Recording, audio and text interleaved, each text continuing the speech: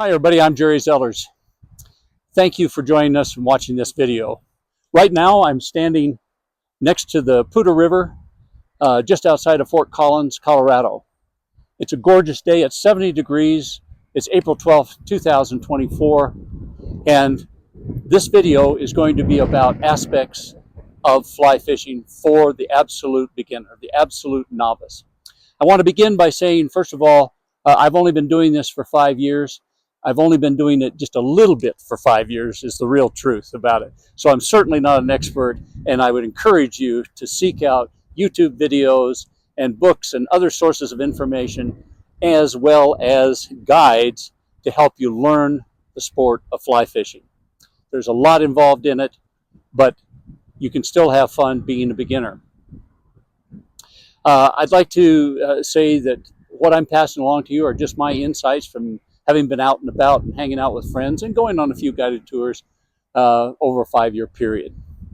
But I encourage you again to do your own investigation to find out what works for you and what works best. The other thing I'd encourage you to do is, before you go out and get involved physically in the outdoors and doing this, I'd make sure that I had gotten with a medical professional and your doctor says it's okay for you to go out and do these kinds of things. I'd also encourage you to learn how to swim. After all, you're going to be around water. This looks very pleasant, I know, in the background, but water can be very dangerous, so I encourage you to learn how to swim. The other thing I'd suggest is that you get into a regular exercise program. Just walking is probably a good thing. So let me give you an overview of what I hope to accomplish through this video. First of all, I looked around on the web and I saw all kinds of videos about how to fly fish, how to stream fish, how to tie flies, and so on and so forth. And that's great, and many of them are just so wonderful, and I encourage you to watch them. But that's not what this video is. This video is to give someone who might think that they're interested in fly fishing an overview of the elements that comprise what we call fly fishing. And so this video talks about what is fly fishing, what you should know, where you should start learning, fishing gear that you might think about getting. Every fishing trip is a learning experience, so know that. So going out with a professional at least once is really not just a fishing trip, but it's also a great learning experience. Safety and security are a huge deal to me and should be to everyone else. And then I want to thank especially the Bellevue Library for allowing us to do this sort of thing and joining with them to do some adult learning experiences. So here we go. Let's go fly fishing in Colorado. Tom Rosenbauer, in his book, The Orvis Fly Fishing Guide, asked the question, what is fly fishing? And his response is, fly casting makes it possible to deliver a relatively weightless imitation of a living creature on target using the weight of the line to develop momentum. That's a fairly dry way of saying that using a fly rod, you can catch fish with an artificial lure that can't be presented in any other method.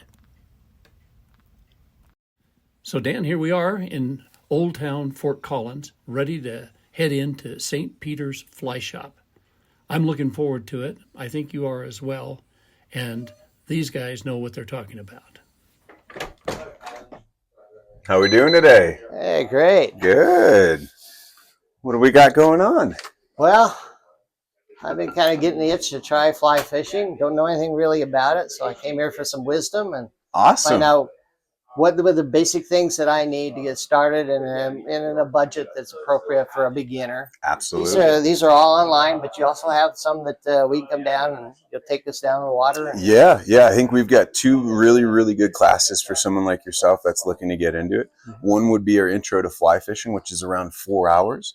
I think the value is around $125, so there's a little bit of a cost associated with it. Okay. But you actually get, discount and, deals on specific gear from being a student in that class. Right. But really what that 4 hours is an initial 3 hours of learning terminology, flies, all the different, kind of terms that we associate with fly fishing and all the gear. And then after we get through the presentation style, there's actually an hour casting lesson with the group out in the field to kind of learn the fundamentals. Because one thing that I struggled with a lot was learning how to cast a fly rod. I grew up spin fishing, and that's easy, but the ability to throw something weighted out there and retrieve it versus something weightless, it takes some finesse. So I think that's why I really like that class. I'd like to chat with you about gear too, because I think a lot of the knowledge is going to be dependent on good quality gear. I think one thing to keep in mind is all the setups we have here, as well as the rods and reels that we can put together as combos. Yeah. They all come with warranty. A lot of options in here. We've got a wide range of rods, everything ranging from Scott Fly Rods, which is a local company out of Montrose, to Sage Fly Rods out of Bainbridge Island, Washington, as well as Winston, one of my favorites, which is out of Twin Bridges, Montana. But a lot of these different brands, I mean, they come with a big price tag. So understand that that's not what you need maybe right off the get-go. I think just getting your teeth sunk into it, we have other options in the sense of pre-packaged combos over here. So these are, kind of almost what we call grab-and-go kits. They're ready to be fished almost out of the shop, and make it really easy for someone like yourself that wants to get into it but might not want to spend an arm and a leg on a brand new high-end fly rod setup. So you'll see here that the Traverse kit retails around $249. As well as the Wrangler kit. We've even got some packages that range around $650. But again, I think one of the things that I always like to let folks know as they're getting into it, that I've found not only in fly fishing but other sports like hunting, kayaking, rafting, all that, your gear is solely dependent upon the value of it. And what I find is, if you really, really want to get into it, maybe consider going outside of this realm and putting together a setup from the wall that might be a couple $100 more, but in the end you'll enjoy a lot more, especially if you're going to get into it for a little bit more. What are some of the little details that I should be thinking about? Why do this versus go ahead and have something special put together? Great question. And I think the biggest difference between something over here and something from one of our kind of higher end rods would be the ability to progress. So when we talk about that, I could tell you all the bells and whistles, the technologies that are built into these rods that allow you to feel every little bit. Yeah. But I think for me, it's the connectivity to every cast and every presentation style. It just makes things in the end easier. I've got those. I actually started out on those myself. I grew up in Illinois, so I was very far from a nearest fly shop, and Bass Pro Shop was my fly shop.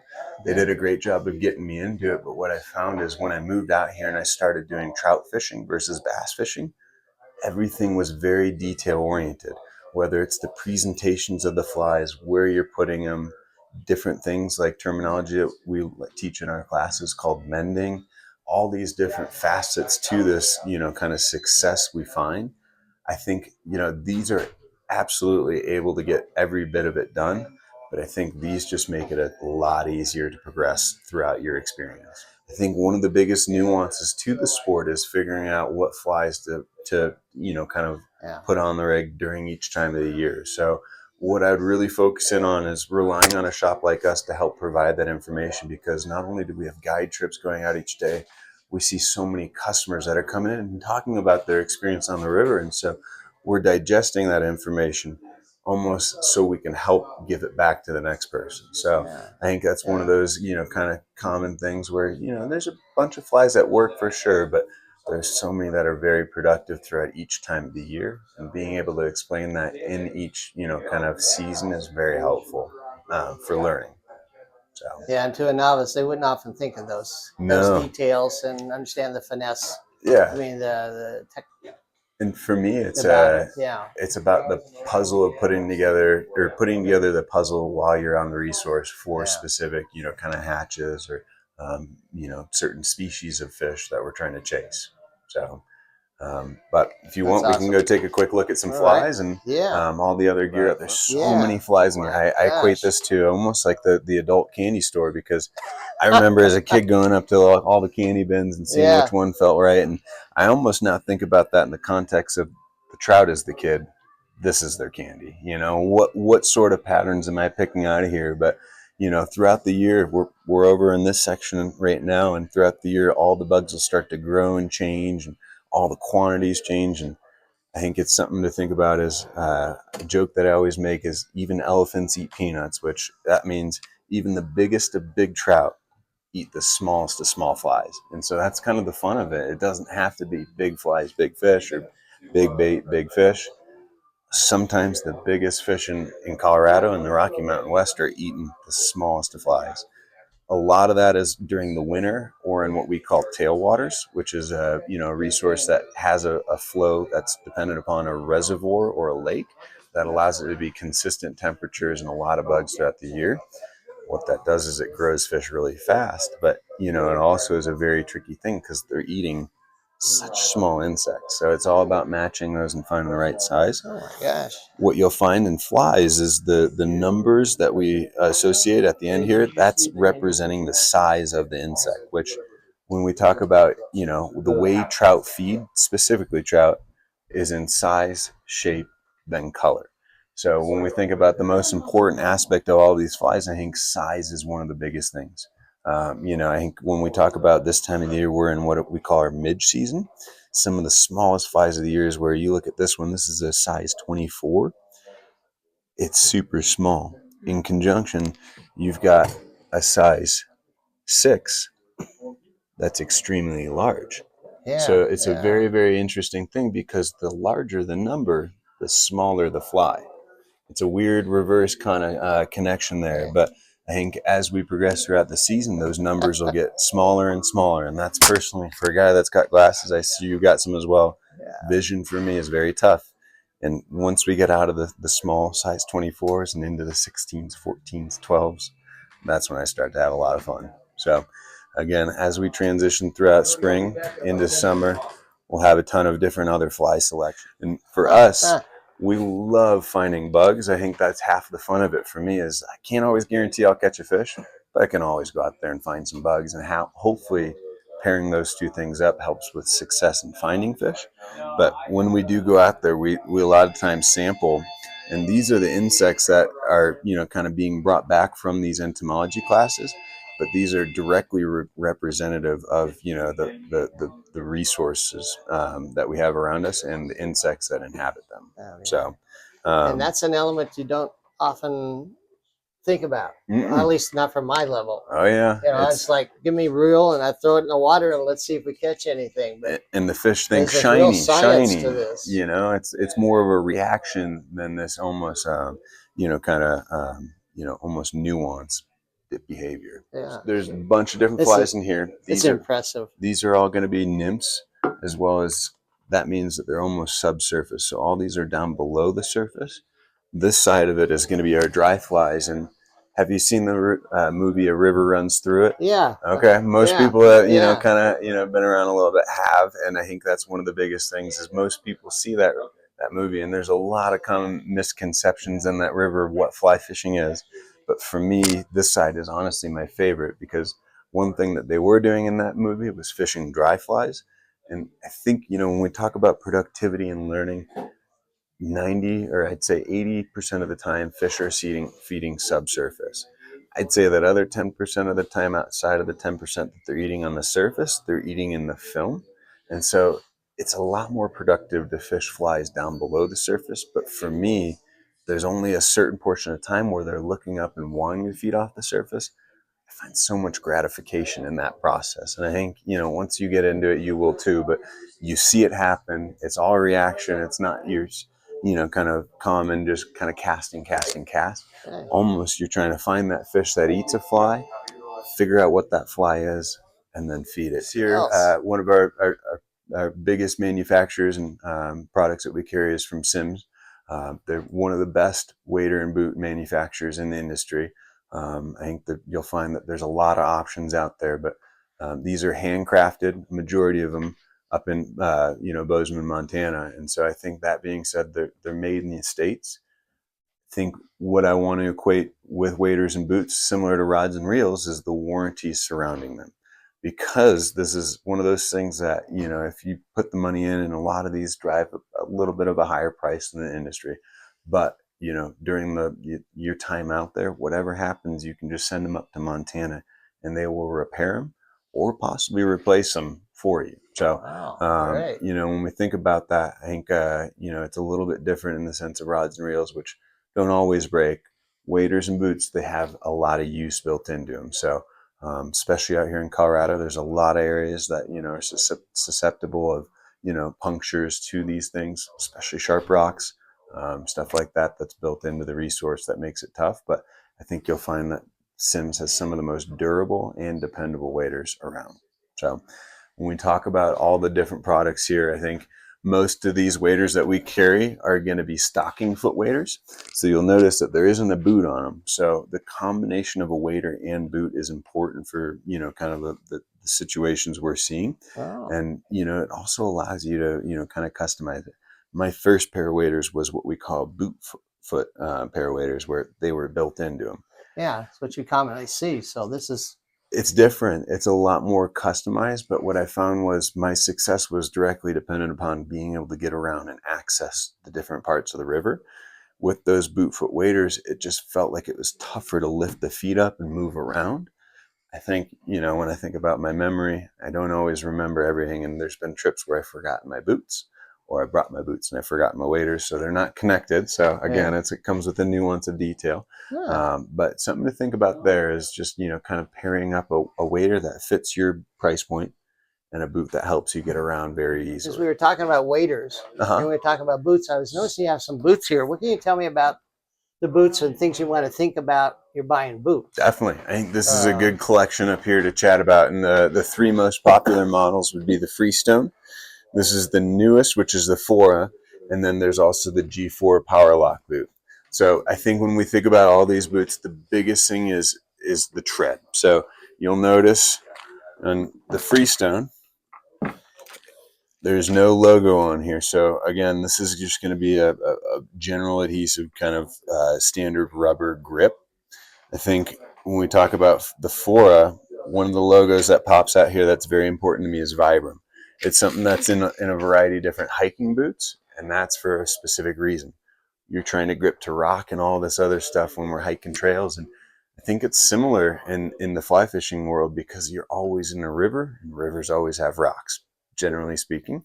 Vibram is one of the stickiest materials to grip onto that sort of stuff. And like I said in the beginning, I'm very clumsy out there. And for me, having a pair of Vibram boots is super important for that kind of traction. Because when we get into rivers, it's very slippery. And wading safety is one of the biggest things that we stress here too. Because, you know, no one thinks about fly fishing as a dangerous sport, but inherently it is because we're around rivers. Rivers are, you know, susceptible to other things like drowning or getting swept down. I think having a pair of dependable boots is really, really important.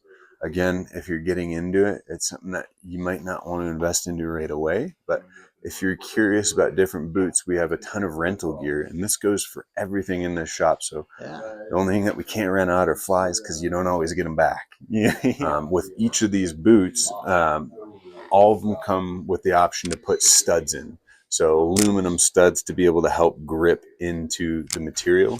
And that actually gives you even more traction when you're out on the water. So depending on which boot you get, even if it is a Freestone boot, one of the more entry levels, you still have the ability to put studs on there to be able to gain traction to help you on the water. So again, something really, you know, to consider when we're in this whole debate of what are we going to invest into. Alrighty, and this is the last room that I'd like to show you, and this is what we call our terminal tackle wall. And so in the grand scheme of things, you know, we've talked about flies, talked about the rods and reels. This is the other key factor to success that I find that, you know, is a little bit overwhelming. Similarly to flies, you'll find that the numbers of all this stuff is very dependent upon, you know, the reverse system. So the higher the number, the smaller the you know, kind of diameter. But mainly here, so when we talk about fly fishing versus conventional fishing, you're using a weighted lure to cast out there and retrieve back, versus fly fishing, you're using a weightless lure, but a weighted line. That fly line is super important, but what we need to do is after that, it's a PVC material, so it's almost like a polymer. Basically, after that, you need something like fishing line, which we're traditionally used. We call them leaders, but it's that extension from that fly line to the actual insect or fly that you're, you know, kind of showing.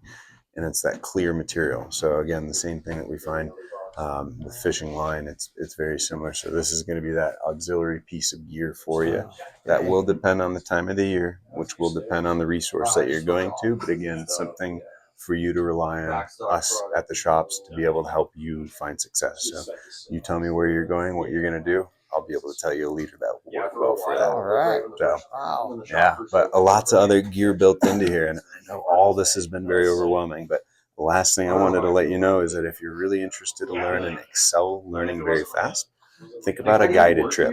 I think on that informational sheet that I had handed you before, one side's classes, the other is the private walkway trips. Yeah. I think that's something to look into if you're ever wanting to really excel or focus in on something in particular. We have a really great guide staff here that will basically take whatever you want to learn, hone it in, and be able to tailor that trip for that learning you specifically.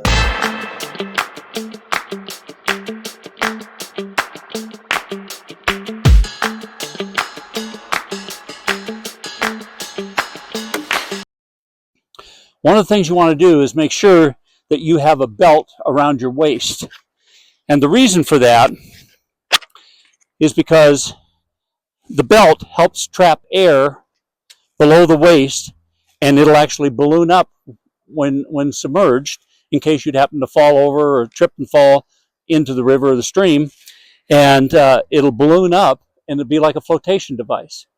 There are some wonderful videos, particularly those put on by naval survival personnel, that talk about how to survive if you fall in the water with those kinds of with the waders on.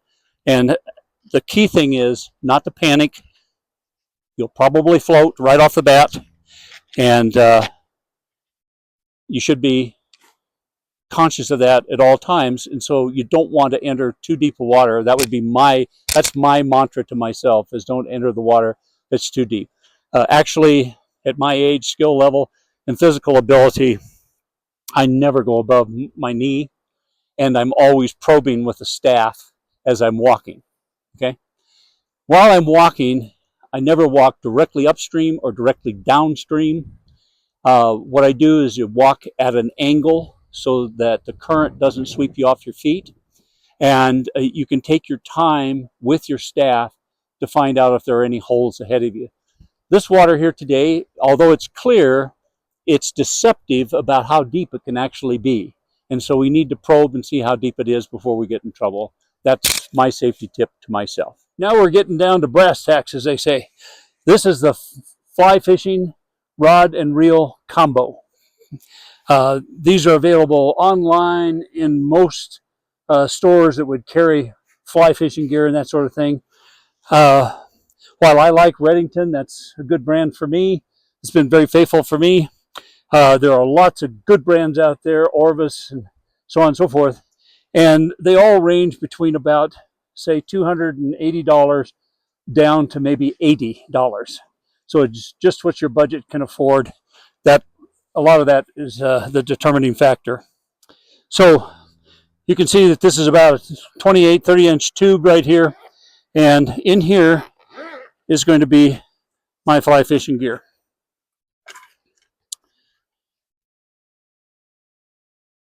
So there's a piece of my rod and reel. And then we just assemble it by making sure that these eyelets right here are facing down, and this is a 4-piece set, and so they're all graduated, and it's hard to make a mistake on this.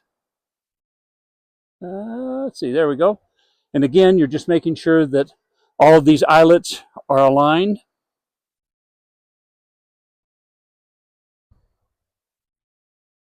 And you'll have to tell me if that's aligned. Looks like it's pretty close, huh? Okay.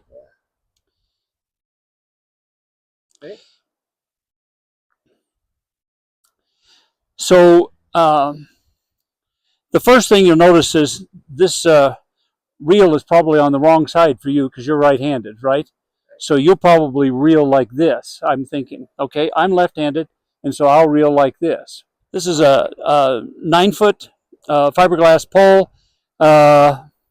let's see what this actually says. I beg your pardon. It's 8 feet 6 inches. And the weight on this, as I recall, is a 5. It's a 5/6 weight, and that has to do with the kind of line that you use on your reel. The way this goes is you have a tippet that comes out front. If you'll hold that, and that's a very fine monofilament line. And as you go along, you'll find out a lot about lines and that sort of thing. And then this graduates to the fly line itself. And you can see that's a very complex knot there. Okay. It's called a nail knot. All right.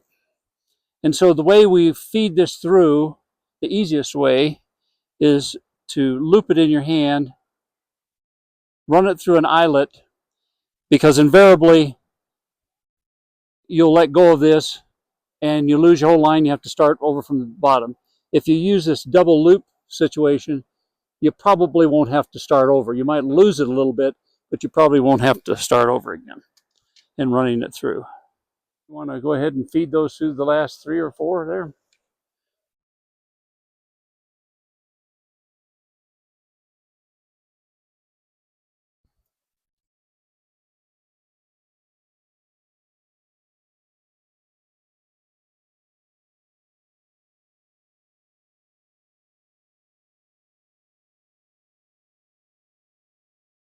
Okay, good.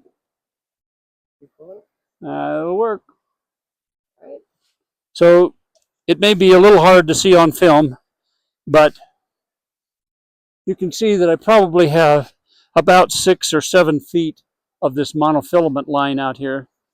And then we have our fly line down here. Okay? So if you'll hold that, I'll go get us some flies.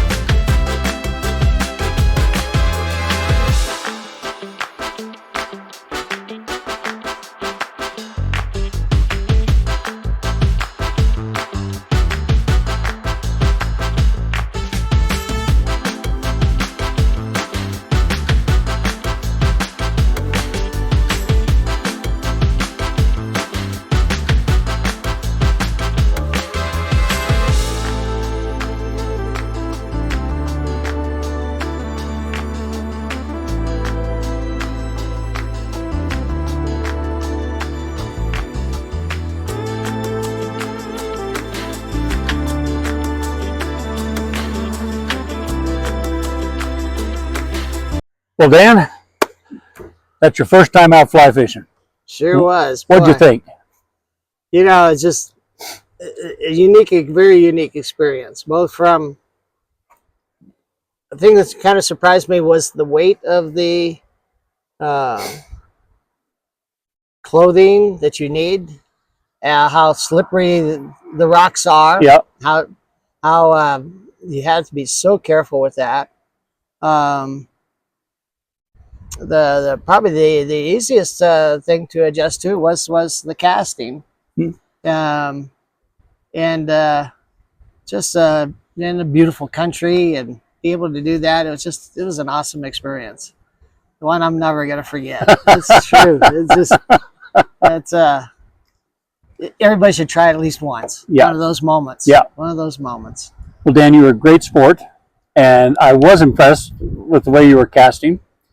And it does take a while to get used to walking on those rocks and figuring the river out and that kind of thing.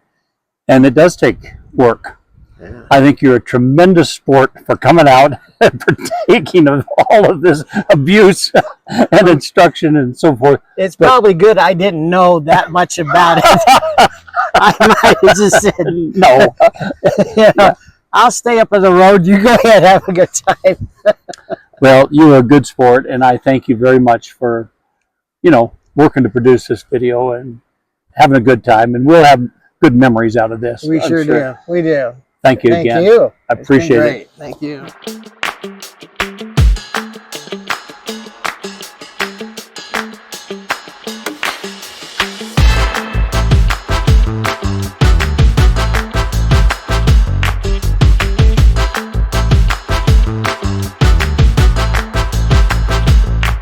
In this part, what I want to talk about is safety while we're fly fishing. And the environment that you're going to be in, while beautiful and peaceful and joyful, can also be very dangerous. And so that's why I want to spend just a few minutes talking about what I call a go kit. A go kit that I have, I just made it up. I didn't buy it off the shelf, but I bought these bags, many of these things, off of Amazon. And this bag is 30 inches by 12 inches by 12 inches and contains everything that I'm about to talk about.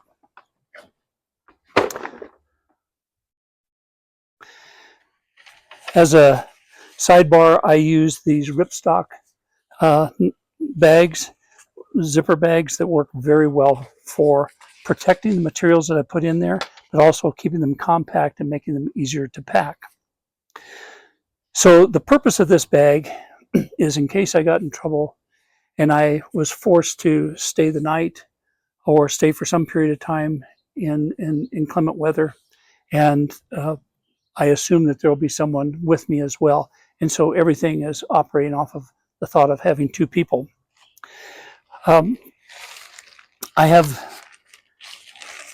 a backpack here that folds up into a very, very, very small package. And it's very, very light, but it's also ripstock and it's very strong. And that's just from moving from point A to point B.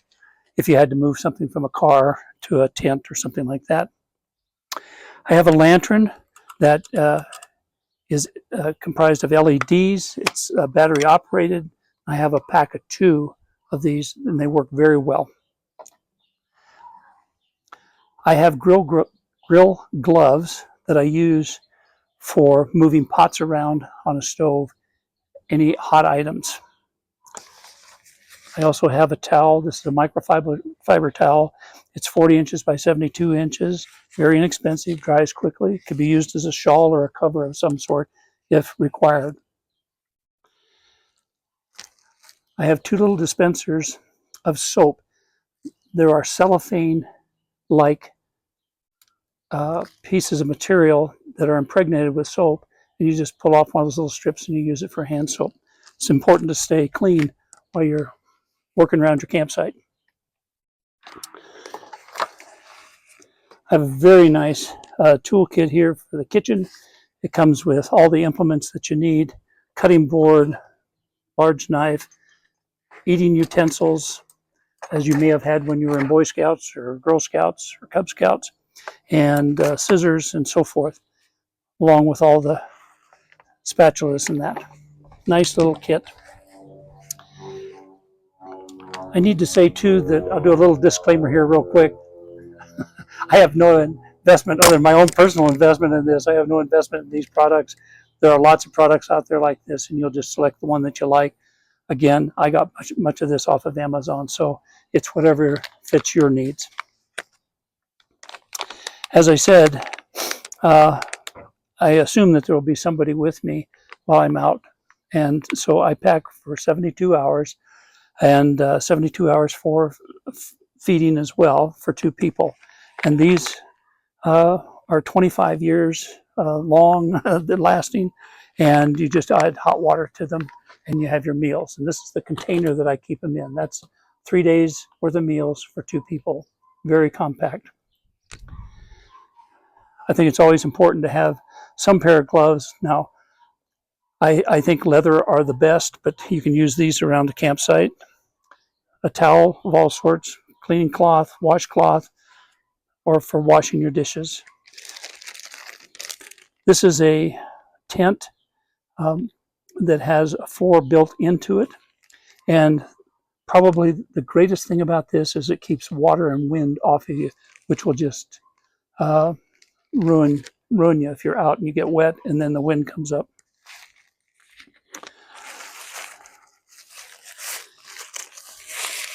This is paracord. This is 100 feet of paracord, and I have 2 of those.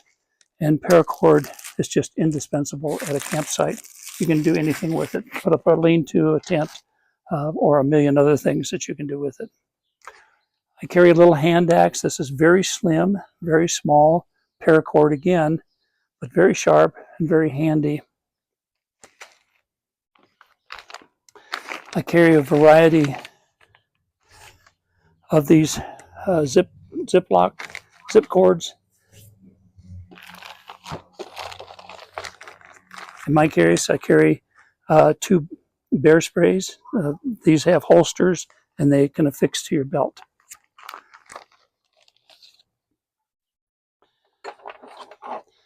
This is a small camp stove.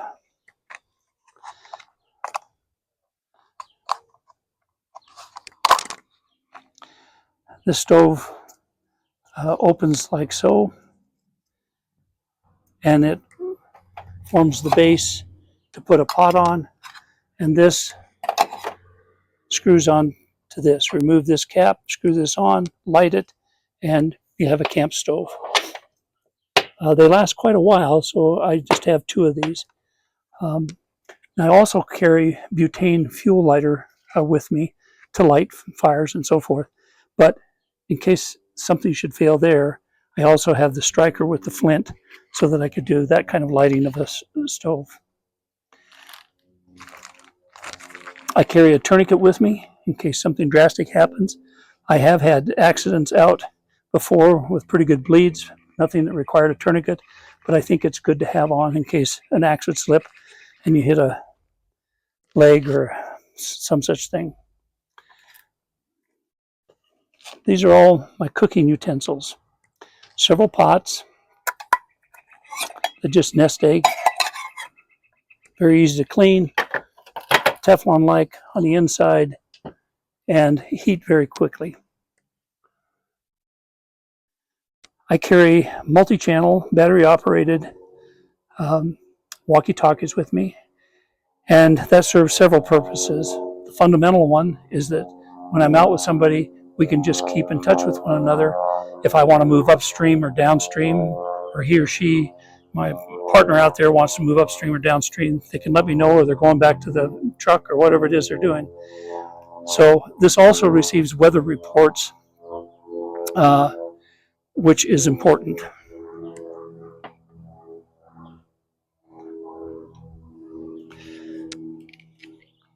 This is a magnet down in here. This folds up, this little stand folds up like so. And this is just a hazard light like you might have in your vehicle. It also has a strobe light and a flashlight attachment. So I carry 2 packs of these, so I have 4. And I could put something near my campsite, I could put something near my vehicle, or just to protect me or to alert somebody as to where I am. This is a 2-pack of sleeping bags, and these are much like you see EMS type of personnel use. They are like aluminum foil on the inside, and they help people to retain their body temperature because it's reflective and stays within that bag. So you have that in the tent, and then you to block the wind and rain and snow or whatever it is. Then you also have your emergency sleeping bag that you help protect yourself. I carry most of these items in these little ammo boxes, which are very inexpensive. Again, I got them off of, you can buy them anywhere, just about, but I bought these off of Amazon. and they're watertight, not waterproof, but they're pretty watertight. And then they can either be locked or you can use a zip tie to secure them. All right, so that's my basic go bag. It weighs very little. I'm not sure exactly how much I have invested in this, but it's probably in the range of $250 or $300. But it's very necessary if you're traveling out. The idea is stay safe, and you'll probably have fun. Thank you.